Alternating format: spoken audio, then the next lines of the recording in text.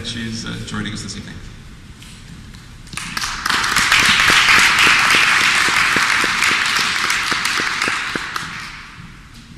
Firstly, I'd like to thank Mark for inviting me to participate today. This is only my second year at Brandeis, and I'm very pleased to be part of such a vibrant university. I am going to talk about art and prices. I'm an economist. I can't help myself. That's what I study. So I thought, what could I add to the conversation? Well, I could say a bit about the state of the market. I could say a bit about selling art at auction, and I guess the pitfalls that one might come to. This is just to inform the debate. The state of the market right now might not be as bad as some people think. Certainly volumes at auction are down. They're probably, well, they're about a third in the major contemporary art auctions at Christie's and Sotheby's. The number of paintings that are being sold right now are about a third as to what they were last year. Price estimates are also down, but it's very, very difficult to tell whether that's because the market is crashing or whether it's simply because the paintings that are coming up right now aren't the top paintings. One measure that people often use to tell whether a market is crashing, or the art market especially, is the percentage of sales that are bought in. Particularly, what we mean by bought in is the percentage of paintings that do not meet the reserve price. So when sellers go to sell a painting, they often have a secret reserve price, and if it doesn't meet it, then the painting doesn't sell. The past two in February, the two major contemporary art auctions, the one at Sotheby's, 92% of the paintings sold. So it was fine. At Christie's, 78% of the paintings sold. Historically, I've done some research on this, between 1980 and 1994, average sale rate was only 70%. So when you're looking at sale rates, things aren't crashing, at least right now. Back when the stock market crashed in 1987, it took about 2 years for it to really hit the art market, and it did. 1989 and 1990, prices fell tremendously, and it took about 15 years for the market to recover after that. So I think Kenneth Galbraith made a comment that economists engaged in forecasting made astrologers look good.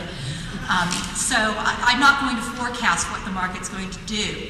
But right now, it doesn't seem to be totally falling off a cliff. And after 1989 and 1987, it did fall off a cliff, but it took a couple years to do that. Second thing I thought maybe I could bring to the conversation is what it costs to actually sell a painting.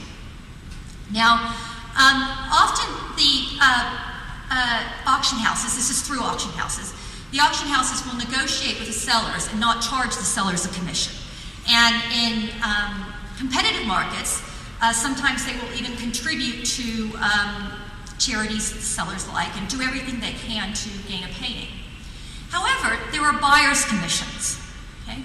And buyer's commissions can range anywhere from about 12 to, I believe the top rate is 25% right now, but I would have to check that out. Extremely expensive. Okay? So when you buy a painting, you have to pay 25% of the price of that painting goes to the auction house. At the most extreme, those are for the lower price paintings. So let's say on average 18% goes to the auction house. Now that really affects the seller too, because anybody who's going to buy a painting is going to decrease the price that they're willing to bid. If they're willing to pay, say, $80 million for a painting, they're only going to bid, whatever, 15% or 18% less than that, because they know that they're going to have to pay the auction house. And that decreases the real price to the seller. Now, this is always true in auctions, and in fact, it's gone up recently, I think. It maybe vary between 15 and 25%. But my whole point is art isn't like stocks. Stocks are cheap to sell. Art is expensive to sell. The final point I wanted to bring up was this idea that not all paintings are sold.